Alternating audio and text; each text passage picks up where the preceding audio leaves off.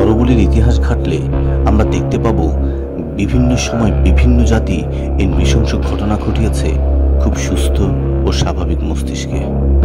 বিশ্বের ইতিহাসে বিভিন্ন সময় বিভিন্নভাবে নরবলি দেয়া হয়েছে, যা কলঙ্কিত করেছে মনুষ্যত্বকে।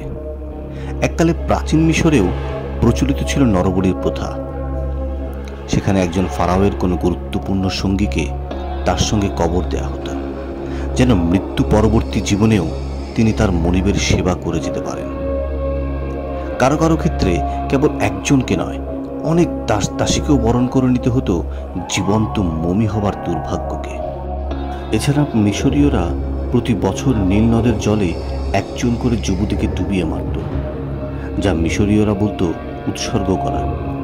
এভাবে ডুবিয়ে মারলে নদীর দেবতা নাকি খুশি হয়ে সারা বছর নদীকে স্রোতস্বিনী ও সমৃদ্ধ রাখবে।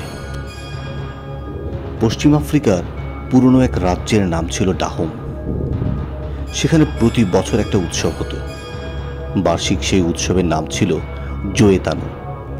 জোয়েতানুতে নানা ধরনের আয়োজনের পাশাপাশি সবচেয়ে বড় আকর্ষণ ছিল নরবলি।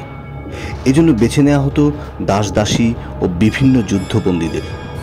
জীবিত ও মৃত রাজাদের সম্মানার্থে সংঘটিত এই নরবলি কার্যকর করা হতো শিরচ্ছেদের মাধ্যমে। শুধু এক রাজার শাসনামলেই আনুমানিক ৭,০০০ লোক এই জোয়েতানুর নরবলিতে নিজেদের জীবন দিয়েছে বলে জানা যায়। প্রাচীন ইতালির বেশ সম্পদশালী ও ক্ষমতাবান এক সভ্যতার নাম এট্রুস্কান।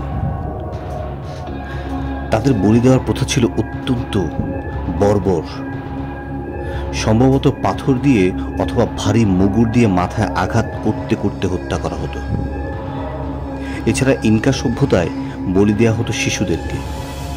শিশু বলি দিয়ে মমি বানিয়ে রাখা হতো। ইনকা সভ্যতার লোকেরা স্রষ্টার সন্তুষ্টির জন্য নরবলি দিত। এজন্য তারা সবচেয়ে বেশি ব্যবহার করত শিশুদের। ভারতীয় উপমহাদেশে একসময় প্রথম সন্তান মা গঙ্গাকে দিয়ে দেয়া হতো। মা গঙ্গা হচ্ছে খরস্রোতা নদী। নদীতে নবজাতক বিসর্জন দিয়ে তারাই নরবলি সম্পন্ন করত, যা চলে এসেছে কয়েক শতাব্দী ধরে।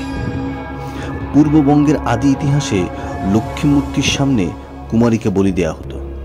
তারপরে সেই কুমারীর সদ্য ছিন্ন রক্তমাখা হৃৎপিণ্ডটি রচনার পাতালে রেখে পুরোহিত দেবীকে প্রশ্ন করতেন, মা তুমি তুষ্ট হয়ে রইলে তো?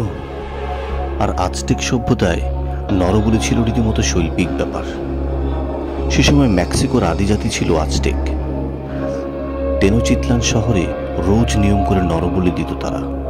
পাথরের ছোড়া দিয়ে বুক চিরে তরতাজা হৃৎপিণ্ড বের করে সূর্য দেবতা টোনাটের উদ্দেশ্যে উৎসর্গ না করলে সূর্য উঠবে না, ফসল ফলবে না, বৃষ্টির দেবীর জন্য নরবলি দেয়া না হলে বৃষ্টি নামবে না, এমনটাই মনে করত তারা। তাই রোজ রুষ্টপুষ্ট যুবক যোদ্ধাদের বলি দেওয়া হতো এই সভ্যতায়। কেবল যুবক নয়, যুবতী ও শিশুদের বলি দেয়াটাও ছিল নির্দিষ্ট কিছু সময়ের অলঙ্ঘনীয় নিয়ম।